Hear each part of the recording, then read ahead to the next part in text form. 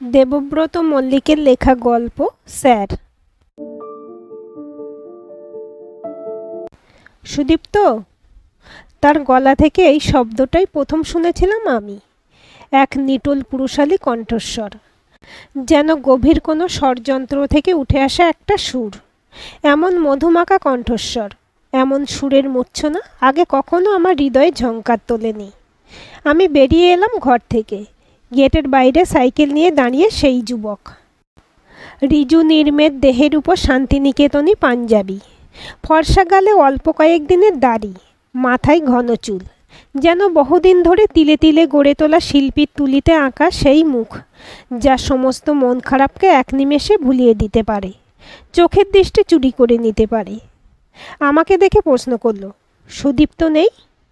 না, মাসি তো ভাইকে নিয়ে ডাক্তার দেখাতে গেছে। কি হয়েছে? একটু জ্বর এসেছিল। ও, তবে আমি পরদিন আসবো না হয়। স্বগতোক্তি শেষে সাইকেল ঘোরালো সে। তুমি? আমি ওর বড় মাসির মেয়ে বিদিশা। ও আচ্ছা, ঠিক আছে, আমি কাল আসবো। আমার আর কোনো উত্তর দেওয়া হয়নি, আর সেই শব্দ ঝংকারে যেন মূর্ছা যাচ্ছিলাম আমি।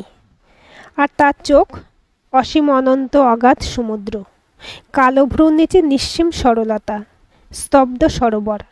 সেই চোখের মধ্যে যেন লুকিয়ে আছে অজস্র পৃথিবীর ভাষা, যে চোখের কাছে চেয়ে নেওয়া যায় যাবতীয় চাহিদাটুকু, প্রয়োজনে ভালোবাসাটুকু। কি দিয়ে তৈরি সেই চোখ, ওই নয়নের মণি? চোখের পাতার গহরে যেন শতকোটি মায়ার বসবাস। সে মায়া আমার মতো সর্বচঞ্চলাকে মোহিত করে দিল। জানি না কি জাদু ছিল সেই তাকানোয়, যাতে আমি এক মুহূর্তে হিপনোটাইজড হয়ে গেলাম। শুধু আমার দৃষ্টিসীমা থেকে ক্রমশ সাইকেল নিয়ে অদৃশ্য হয়ে গেল সেই জাদুকর। তারপর থেকেই আমার ঘুমে, জাগরণে, স্বপ্নে শুধু সেই চোখ জোড়া তাকিয়ে থাকতো আমার দিকে, আমার সঙ্গে কথা বলতো, হাসতো, আর তার সেই সুরের বাজনা আমার মনে দামামা বাজাতো। মোট কথা, সেই স্বপ্নীল চোখ, ভাস্কর্যময় মুখ আর কণ্ঠের সুর, তাল, লহরীর প্রেমে পড়তে আমার এতটুকু দেরি হলো না। মাসিরা ফিরতেই বললাম, সুদীপ্ত স্যার এসেছিল। মাসি আফসোস করলো, ইস, ছেলেটা আজও ফিরে গেল। বসতে দিয়েছিলি? না, ভেতরে ঢোকেনি, পরদিন আসবে বলেছে। বড়দিনের ছুটি শেষ, মাসির বাড়ি থেকে পরদিনই চলে যেতে হয়েছিল স্কুল খুলে যাচ্ছে বলে। মা নিতে এসেছিল। আবার হোস্টেল জীবন শুরু, বোরিং। তবু হোস্টেলে আমি মনে মনে ওর ছবি আঁকতাম। ওর চোখগুলো আমাকে অহংকারী করে তুলেছিল। বান্ধবীদের কাছে আমার বর্ণনা ও নিজস্বতাকেও ছাড়িয়ে যেত সময় সময়। শর্মিষ্ঠা ভূমিকারা মনে মনে হিংসা করত। মুখে বলতো, তোর সেই রাজপুত্র হিরোকে কবে দেখাবি রে? আমি হাসতাম, বুকটা ভরে উঠত আমার। তখন আমি নবম শ্রেণী, তখন আমি শাড়ি, আর আমার ভাইয়ের স্যার তখন আমার বেনি মাধব। লোপামুদ্রার বেনি মাধব গানটা ততদিন আমি ঠোঁটস্থ করে ফেলেছি। বেনি মাধব, বেনি মাধব, তোমার বাড়ি যাব, তোমাকে না পেলে আমি নির্ঘাত মরে যাব। তবু গানটার শেষ কথাগুলো আর লোপাদির করুণ সুরটা মনে বড় ব্যথা দিত। স্কুল ফাংশনে মালতীবালা বালিকা বিদ্যালয়ে কবিতাটি আবৃত্তির সময় স্বীকার করি দুজনকেই মানিয়েছিল ভালো, লাইনটা বলতে গিয়ে কেঁদে ফেলেছিলাম। চোখের সামনে তখন সেই মায়াময় কোমল চোখ, অল্প দাড়ি, এক মাথা চুল, শান্তিনিকেতনে পাঞ্জাবি, সাইকেল নিয়ে দাঁড়িয়ে রয়েছে। আর সেই কোমল চাউনির মধ্যে হারিয়ে যাচ্ছে আমি, হারিয়ে যাচ্ছে আমার কবিতা বলা, হারিয়ে যাচ্ছে জয় গোস্বামী, হারিয়ে যাচ্ছে বেনি মাধব। শেষ পর্যন্ত অবশ্য আবৃত্তির প্রথম প্রাইজটা আমি পেয়েছিলাম। অনুরূপা বলেছিল, দেখ বিদিশা, তোর বেনি মাধবই তোকে জিতিয়ে দিল। মনে মনে অজস্র ধন্যবাদ জানিয়েছিলাম সেই স্যারকে, ভালোবাসা ছুঁড়ে দিয়েছিলাম। 9 পেরোনোর পর থেকে হোস্টেলের আর সবার মতো আমিও ডাঁসিয়ে গেছি। যদিও রাজশ্রী, তনুদীপাদের মতো বয়ফ্রেন্ডদের 1.5 লাখি মোটরসাইকেলের পিলিয়ন সিটে বেড়াতে যাই না, বা প্রাইভেট টিউশনে গিয়ে ওর মতো অ্যাডাল্ট জোকস বলায় অংশগ্রহণ করি না। তবে কান খাড়া রেখে শুনি সবার আলোচনা। ওদের মুখে শুনি স্কুলে যৌন শিক্ষা শুরু হবে, আর ডেপো মেয়েগুলো থেকে যৌনজ্ঞান আরোহণ করি। ততদিনে আমিও কিশোরী, রায় কিশোরী, বুঝতে পারি আমার পেছনেও প্রবীর, সৌরভ, রাজরা ঘোরে। কারণ আমিও নেহাত কম সুন্দরী নই। আমার জন্য বান্ধবীদের হাত দিয়ে ক্যাডবেরি পাঠায়, নিউ ইয়ারে গ্রিটিংস দেয়। আমি সেগুলো নিই, উপভোগ করি, কিন্তু কারোর প্রপোজ অ্যাকসেপ্ট করি না। হালকা হাসি দিয়ে ওদের দুদিনের ভালোবাসাকে এড়িয়ে চলি। বরং রাজশ্রীরা ডেটিংয়ে গিয়ে কী করেছে শুনি, হাসি ঠাট্টা করি। আবার রাতে ঘুমের মধ্যে স্যারের সেই চোখগুলো দেখি, ঘুমের ভেতর কথা বলি, ওনার সাইকেলে চেপে বেড়াতে যাই। যখন মাসি মেশোর কাছ থেকে ওর কথা শুনি, আমার কান খাড়া হয়ে ওঠে, মন উদ্গ্রীব হয়, ব্যাকুল হয়ে ওঠে হৃদয়। মাসিরা ওর খুব প্রশংসা করে। এত নম্র ভদ্র ছেলে এ যুগে সত্যিই পাওয়া যায় না। ইংরেজিতে এমএ পড়ছে, সেই সাথে টিউশনি করছে, প্রচণ্ড ব্রিলিয়ান্ট। 9 পর্যন্ত ওর স্কুলে প্রথম স্থানটা বাঁধা ছিল। আর পড়া বোঝানোর স্টাইল এত ভালো, সুদীপ্তর মতো হাঁদা গঙ্গারামকেও একবার বোঝায় ও বুঝে যায়। আমি 1 মাসে ওকে টেন্স শেখাতে পারলাম না, ও তো একদিনেই শিখিয়ে দিল। ওর অন্তর্নিহিত এই গুণগুলোর কথা শুনতে শুনতে আবার স্বপ্ন জগতে চলে যেতাম আমি। বুকটা গর্বে ভরে উঠত। এভাবেই মাধ্যমিক দিলাম আমি। এদিকে অফিসে মায়ের কাজের চাপও বেড়েছে, সামলাতে পারছে না মা একার হাতে। কোন ছোটবেলায় বাবা মারা যাবার পর থেকে মাই একার হাতে সব করছে, আমার স্কুল, নিজের অফিস, সব। আমিও আর হোস্টেলে থাকতে চাইছিলাম না। ক্রমশ অভিভাবকহীন হয়ে পড়ছিলাম দেখে মেসোমশাই মাকে প্রস্তাব দিলেন, টুকুন আমার এখানে থেকে পড়াশোনা করুক না, কাছেই ভালো স্কুল আছে, তাছাড়া ভাই বোনে একসঙ্গে থাকবে, অসুবিধা হবে না। আমি তো এক পায়ে খাড়া। সত্যি বলতে কি, মনে মনে আমিও এটাই চাইছিলাম। আমার ইচ্ছা দেখে মাও রাজি হয়ে গেল। ঠিক হলো প্রতি রবিবার মা আমার সঙ্গে দেখা করতে আসবে। আমার ইংরেজি মাস্টার ঠিক হলো ভাইয়ের স্যার, আমার স্বপ্নের সওদাগর, আমার বেনি মাধব। ঠিক হলো স্যার সপ্তাহে 3 দিন আমাদের 2 ভাই বোনকে পড়াবেন। মনে মনে ভাবলাম, সপ্তাহে 7 দিনই পড়ানো যায় না স্যার? ভাইয়ের দেখা দেখে আমিও স্যার বলেই ডাকতাম। উনি সবসময় হেসে হেসে পড়াতেন, এত মজার মজার উদাহরণ দিয়ে টপিকগুলো বোঝাতেন যে না হেসে পারা যেত না। উনি পড়াতেন, আমি ওনার চোখের দিকে তাকিয়ে থাকতাম। গাঢ় কালো প্রশান্ত দুটো মণি, স্থির, গভীর কোনো ভাষা লুকিয়ে থাকে সেই চোখে। আমি আপ্রাণ চেষ্টা করতাম সেই ভাষা বোঝার, নিজের মতো করে, নিজের হৃদয়ে অনুবাদ করে নিতাম তাকে। পড়া শুনতে শুনতে ক্রমশ অন্যমনস্ক হয়ে যেতাম আমি। স্যারকে নিয়ে পাড়ি দিতাম দূর কোন রূপকথার দেশে। পড়াশোনায় আগে খুব সিরিয়াস ছিলাম, কিন্তু দিনকে দিন ড্রিমল্যান্ডের বাসিন্দা হয়ে পড়ায় স্যারের অনেক প্রশ্নের উত্তরই দিতে পারতাম না। উনি এর মধ্যেই আমার একটা ক্লাস টেস্ট নিলেন, খুব বাজে নম্বর পেলাম। প্রশ্নগুলো জানা সত্ত্বেও ঠিকঠাক উত্তর দিতে পারিনি। উপরন্তু অন্যমনস্কতার কারণে গ্রামারেও অনেক স্লি মিস্টেক হয়েছে। আমার নম্বর দেখে স্যারের কপালে একটু ভাঁজ পড়ল। বললেন, তুমি আগে তো এমন ছিলে না, এত অন্যমনস্ক হয়ে পড়ছো কেন? নাকি আমাকে বুঝতে অসুবিধা হচ্ছে? রাত্রে স্বপ্নে ওনার উপর রাগ করতাম, কেন এত অন্যমনস্ক হয়ে যাচ্ছি, আপনি বোঝেন না? হ্যাঁ, আপনাকে বুঝতে অসুবিধা হচ্ছে, আপনার চোখের ভাষা বুঝতে অসুবিধা হচ্ছে। এত সরলতা, এত সৌন্দর্য আমাকে গ্রাস করে নিচ্ছে প্রতিনিয়ত। পারেন না আপনি এগুলো বুঝতে, আমাকে বুঝতে? মন খারাপ হয়ে যেত আমার, সারাদিন মন মরা হয়ে থাকতাম, কোনো কিছুই ভালো লাগতো না। পরদিন বিকেল পর্যন্ত অপেক্ষা করে বসে থাকতাম ওনার আসার। দিনগুলো এভাবেই কাটছিল। হাফ ইয়ারলি পরীক্ষা হয়ে গেল, রেজাল্ট তুলনামূলকভাবে ভালোই করতে পেরেছিলাম। স্যার বলেছিলেন, তোমাকে নিয়ে আমার অনেক আশা আছে, তুমি আমার আশাটা পূরণ করতে পারবে। আশার প্রদীপ জ্বলে উঠেছিল আমারও। স্বপ্নই হয়ে উঠেছিল তখন আমার একমাত্র সম্বল। বন্ধ চোখের ভিতর থেকে আমি দেখতাম, অনুভব করতাম, একটা ছোট্ট ঘর, অগোছালো বিছানা, বই খাতা নোটপত্র ছড়িয়ে ছিটিয়ে আছে এলোমেলো। তার উপরেই পড়তে পড়তে কখন ঘুমিয়ে পড়েছে স্যার। একটা সাদা পাতলা স্যান্ডো গেঞ্জির ভেতর থেকে বেরিয়ে রয়েছে বুকের লোম। আমি কাছে যেতাম চুপি চুপি, ঘুমন্ত বুকে মাথা রেখে শুনতাম হৃৎপিণ্ডের ভাষা। মাথায় চুলে বিলি কাটতে কাটতে সেই প্রগাঢ় বুকের উপরে মাথা রেখে আমিও কখন ঘুমিয়ে পড়তাম। মেসোদের অফিস থেকে আজ পিকনিকে যাচ্ছে, আমারও যাওয়ার কথা ছিল। পিরিয়ডের জন্য পেটে আর কোমরে খুব যন্ত্রণা হচ্ছিল বলে যায়নি।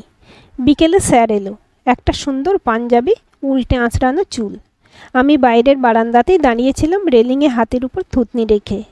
স্যারকে আরও বেশি সুন্দর দেখাচ্ছিল আজ, আর তা দেখে এত মোহিত হয়ে গিয়েছিলাম যে গেট খুলতেই ভুলে গিয়েছিলাম। সাইকেল রাখতে রাখতে স্যার বললেন, কারোর জন্য অপেক্ষা করছিলে নাকি? মনে মনে বললাম, আপনার জন্যই। মুখে বললাম, এই এমনিই। উনি হাসলেন। ভেতরে এসে পড়ার ঘরে চেয়ারে রোজকার মতো বসলেন। সুদীপ্ত কোথায়? ওরা তো সব পিকনিক করতে গেছে মেশোর অফিস থেকে। তুমি যাওনি? আমার শরীরটা খারাপ, তাই আর গেলাম না। তাছাড়া আপনি তো এসে ফিরে যেতেন। তাতে কি হয়েছে? কিন্তু পিকনিক কেউ মিস করে? তাছাড়া একটু আউটিং, একটু চেঞ্জেরও তো দরকার আছে। আপনি বসুন, আমি চা করে আনি। না না, ওসব ঝামেলা করতে যেও না। তোমার মাসি থাকলে না হয় হতো। তুমি পড়তে বসো। আজ তাহলে একটুখানি পড়িয়েই চলে যাব। না, আজ আপনি অনেকক্ষণ থাকবেন।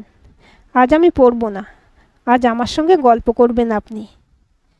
দেখো কীরকম আবদার, গল্প করতে হবে। কি গল্প করব? আমি স্যারের সামনে গিয়ে বসলাম। চোখের দিকে তাকিয়ে রইলাম অপলক। উনি একটু বিচলিত হলেন। আমি বললাম, আপনার কি কি ভালো লাগে স্যার? মানুষদের। ওরাই তো এই পৃথিবীর সব। আমি একটুখানি চুপ থাকলাম। ফাঁকা ঘর, আমি আর আমার স্বপ্নপুরুষ। উত্তেজনায় গায়ের লোম খাঁড়া হয়ে গেছে আমার। এক অদ্ভুত শিহরণ হচ্ছে শরীরে, মনে। কিছুক্ষণ পর জিজ্ঞাসা করলাম, স্যার, এইডস কী করে হয়? স্যার কি বলবেন ভেবে পাচ্ছেন না। মাথা অবনত, চোখ নির্লিপ্ত, কোনো কথা বলছেন না। প্রশ্নটার উত্তর আমার জানা, তবু না জানার ভান করে বললাম, আমাদের স্কুলে বলেছে যৌন শিক্ষার ক্লাস শুরু হবে। বলুন না, এইডস কী করে হয়? ইতস্তত করে অত্যন্ত ক্ষীণ গলায় উনি উত্তর দিলেন, এইডস রোগীর রক্ত অন্যের শরীরে প্রবেশ করলে আর অসুরক্ষিত যৌন মিলনের ফলে। স্যার, যৌন মিলন কী করে হয়? আবার উনি চুপ। আমার সপ্রতিভ প্রশ্নবান আর শতপ্রণোদিত কৌতূহলের কাছে উনি ক্রমশ নিস্তেজ, শব্দহীন হয়ে পড়ছেন। নতমুখে বললেন, বড় হও, আপনা থেকেই বুঝে যাবে। আমি তো বড় হয়েছি। বড় হইনি আমি? কই, আমি তো বুঝতে পারছি না। উনি আবার উত্তরহীন। আমি ততক্ষণে ওনার কোলে মুখ গুঁজে দিয়েছি, হাত দিয়ে জড়িয়ে ধরেছি পিঠ। উনি ছাড়াবার ব্যর্থ চেষ্টা করছেন। এ কী করছো তুমি? দেখো, পাগলামি করো না। তুমি আমার বোনের মতো। আমি তখন পাঞ্জাবির কলার ধরে টানছি নিজের দিকে প্রবলভাবে। আপনি থেকে তুমিতে নেমে গেছে আমার ভাষাবোধ। বলো, আমায় ভালোবাসো কি না? আমি তোমাকে ছাড়া বাঁচব না। তোমাকে ছাড়া রাতে আমার ঘুম আসে না। কি যাতা বলছো তুমি? আমি তোমার স্যার? আমি? উন্মত্তের মতো শরীরে শরীর ঘষছি আমি। ওনার শক্ত অনিচ্ছুক হাত দুটো দিয়ে জোর করে আমার বুকের উপর চেপে ধরছি আমি। আমায় আদর করো, চুমু খাও আমায়। আমি তোমার মধ্যে মিশে যেতে চাই। আমায় উন্মুক্ত করো। আমায় যা খুশি তাই করো। আমায়। গালে ঠাস করে চড় মারলেন একটা। আমাকে জোর করে সরিয়ে দিয়ে উঠে দাঁড়ালেন। অবিন্যস্ত পাঞ্জাবি ভাঁজ পড়ে গেছে। বেরিয়ে গেলেন ঘর থেকে। গেট খোলার শব্দ, সাইকেলের শব্দ ধীরে ধীরে মিলিয়ে গেল আমার কর্ণকুহর থেকে। উঠে দাঁড়ালাম আমি। পায়ে পায়ে এগিয়ে গেলাম বাথরুমের দিকে। উত্তেজনায় উন্মত্ততায় কানগুলো গরম হয়ে গেছে। আয়নায় দেখলাম, গালে 4টে আঙুলের দাগ। আয়নায় চোখে চোখ রাখলাম। ওরা রক্তবর্ণ ধারণ করছে ধীরে ধীরে। চোখের কোণে জমা হয়েছে ক্রোধ, আক্রোশ। ভালোবাসা ধূলিসাৎ হয়ে যাবার হাহাকার জেগে রয়েছে সেই ক্ষিপ্ত মনের মধ্যে। সমস্ত পোশাক থেকে উন্মুক্ত হয়ে আয়নার সামনে দাঁড়ালাম আমি। নিজেকে দেখে নিজেই বিগলিত হয়ে গেলাম। সদ্য ফোটা ফুলের কুঁড়ি, পুরুষ্ট দেহ অবয়ব, সেই সৌন্দর্যকে হেলায় অবহেলা করলো। এতটাই খারাপ দেখতে? তিল তিল করে গড়ে তোলা এতদিনের ভালোবাসাকে, স্বপ্নকে খুন করে দিল। আয়নায় নিজের বুকের দিকে তাকালাম। দু হাতে সব নখ দিয়ে আঁচড় দিলাম নিমেষে। যন্ত্রণায় কুঁকড়ে গেল বুকটা। লাল দগদগ হয়ে উঠল। কিন্তু এর থেকেও গভীর ক্ষত যন্ত্রণা আমার ভেতরে ছিল। গাল দিয়ে গড়িয়ে নেমে 2 ফোঁটা জল নগ্ন বুকের উপর পড়ল। মাসিদের আসার জন্য অপেক্ষা করতে লাগলাম আমি। মাসিদের সামনে সেরা অভিনয়টা করলাম আমি। বাড়িতে একা পেয়ে স্যার আমায় কান্নায় ভেঙে পড়লাম। ঘরে এসে মাসি আমার বুকটা দেখে আঁতকে উঠল। মেসোমশাই এলাকার প্রভাবশালী লোক ছিলেন। পরদিন খুব সকালে ধরে আনা হলো স্যারকে। বাড়ির অদূরে একটা ইলেকট্রিক পোলে বাঁধা হলো। মেসোমশাই থেকে শুরু করে পাড়ার চেনা অচেনা অনেক লোক, বউ, রাস্তা দিয়ে যাওয়া লোকেরা চর ঘুষি লাথি মারতে লাগলো স্যারকে। ছাদ থেকে আমি আর ভাই উঁকি ঝুঁকি মেরে অল্প অল্প দেখতে পাচ্ছিলাম সেসব দৃশ্য। মারের চোটে নেতিয়ে পড়েছে শরীরটা। মুখ তুলতেই জ্বর ঘুষি এসে পড়ছে। তখন বোধহয় আমার বুকের ক্ষতটা এক নিমেষে ভালো হয়ে গিয়েছিল। এসএসসিটা শেষ করে একটা প্রাইভেট স্কুলে চাকরি নিয়েছিল বিদিশা।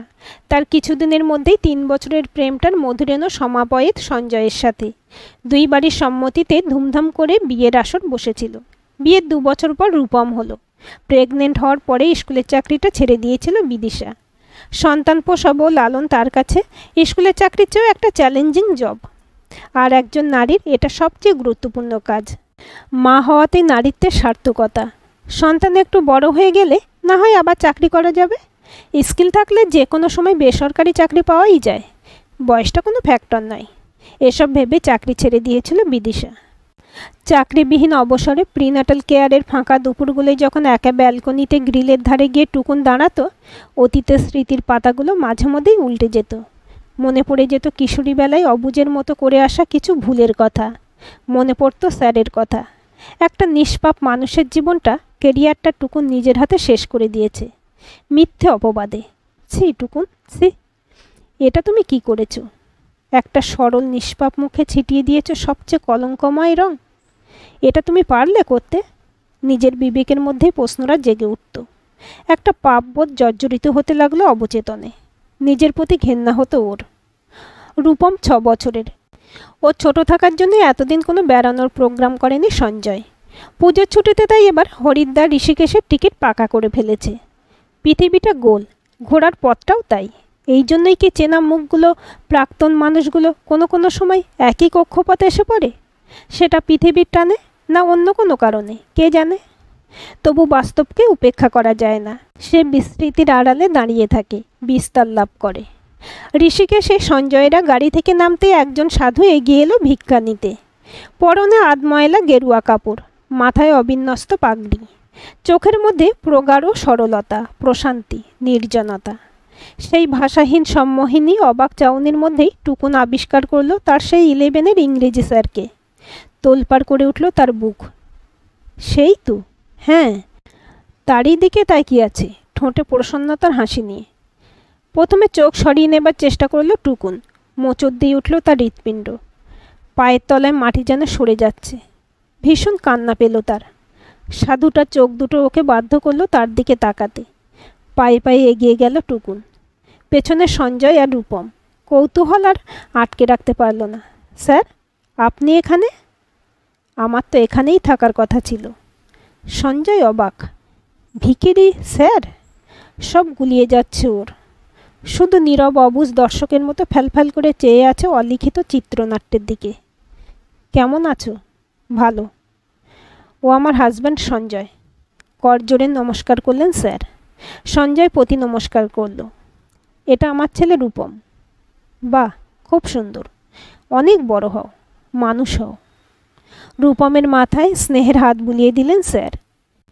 এখানে কি করছেন স্যার? মানুষের মাঝখানেই আছি, আর শেখাচ্ছি। কি শেখাচ্ছেন? রূপম করল প্রশ্নটা। টুকুনের মুখের দিকে তাকালেন স্যার। স্মিত হাসলেন। শেখাচ্ছি এইডস থেকে বাঁচার উপায়। মায়ের বিবর্ণ মুখের দিকে তাকিয়ে রূপম জিজ্ঞাসা করল, এইডস কি মা? টুকুন শব্দহীন, জিভ আড়ষ্ট তার। বুকের আঁচড়গুলো জীবন্ত হয়ে উঠেছে। আবারও রক্তক্ষরণ শুরু হয়েছে সেখানে। দাঁড়িয়ে রইল টুকুন। বাঁধ ভাঙা চোখে জল উপচে ঝাপসা হয়ে যাচ্ছে সব কিছু।